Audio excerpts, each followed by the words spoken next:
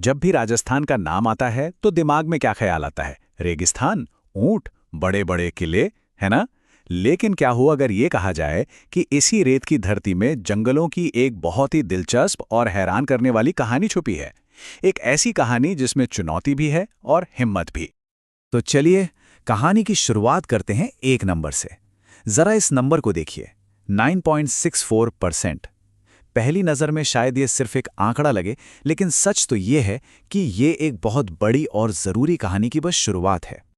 ये नंबर है राजस्थान का कुल रिकॉर्डेड फॉरेस्ट एरिया 2024-25 के हिसाब से। जी हाँ, पूरे राज्य के विशाल ज्योग्राफिकल एरिया का 10% से भी कम। और बस यहीं से हमारे राज्य के ग्रीन कवर की असली चुनौती शुरू हो जाती है। तो ये चुनौती असल में है कितनी बड़ी? आइए इसे और गहराई से समझते हैं। अब एक और आंकड़ा देखिए जो सच में सोचने पर मजबूर कर देता है। 0.037 हेक्टेयर। ये है राजस्थान में हर एक इंसान के हिस्से में आने वाला जंगल, यानी पर कैपिटा फॉरेस्ट एरिया।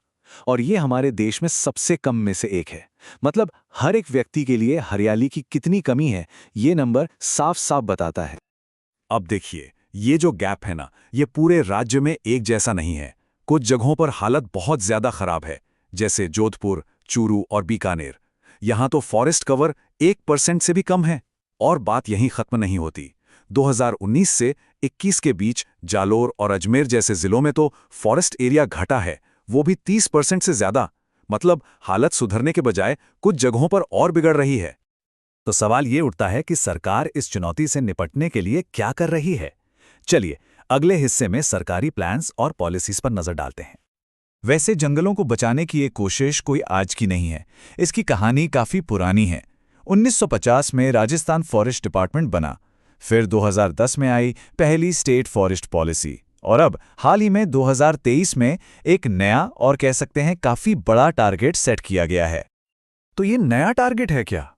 2023 की जो फॉरेस्ट पॉलिसी है, उसका सीधा सा मकसद है राज्य के टोटल एरिया का 20% हिस्सा फॉरेस्ट कवर के नीचे लाना।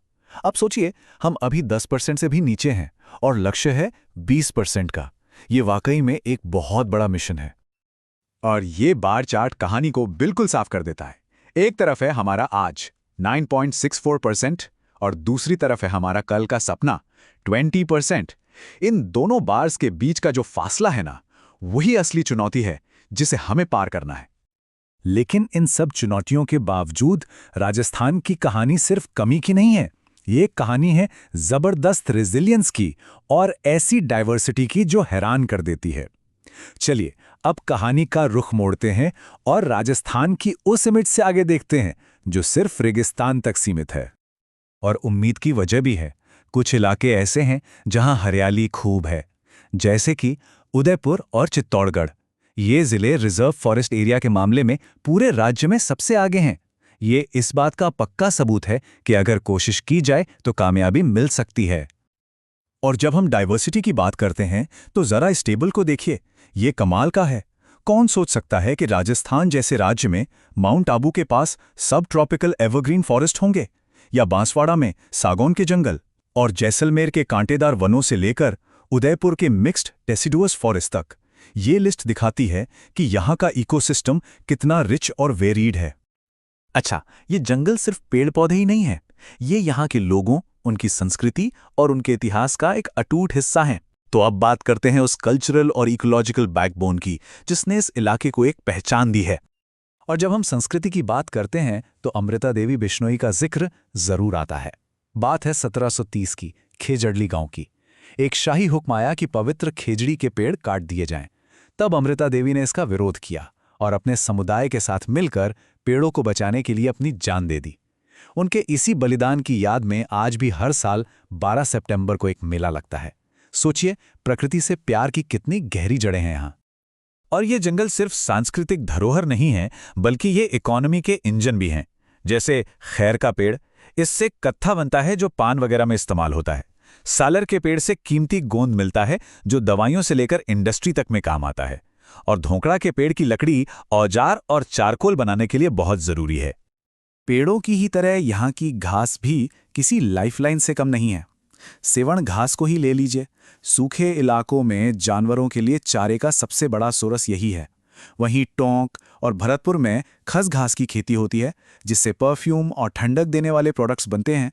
ये भी लोकल इकोनॉमी को बहुत सपोर्ट करती है। तो इस शानदार इतिहास और विरासत से सीखते हुए आज के दौर में कंजर्वेशन के लिए क्या किया जा रहा है, आगे का रास्ता कैसा दिख रहा है, चलिए देखते हैं। देखिए, राजस्थान इस लड़ाई में अकेला नहीं है, दुनिया भी साथ दे रही है। एक प्रोग्राम है टोफिर। इसमें यूएसआईडी और भारत सरकार मिलकर उन इलाकों में पेड़ लगा रहे हैं जो जंगल नहीं है। इसी तरह इंदिरा गांधी कैनाल प्रोजेक्ट में जापान और भारत मिलकर रेगिस्तान को आगे बढ़ने से रोकने की कोशिश कर रहे हैं। ये दिखाता है कि ये लड़ाई सिर्फ लोकल नहीं, ग्लोबल है। और इन कोशिशों का नतीजा भी दिखने लगा है। हाल ही में 2024 में उदयपुर को रामसर वेटलैंड सिटी के तौर पर नॉमिनेट किया गया है। ये एक बहुत बड़ी इंटरनेशनल पहचान है और ये दिखाती है कि हम सही दिशा में बढ़ रहे हैं। ये भविष्य के लिए एक बहुत बड़ी उम्मीद है।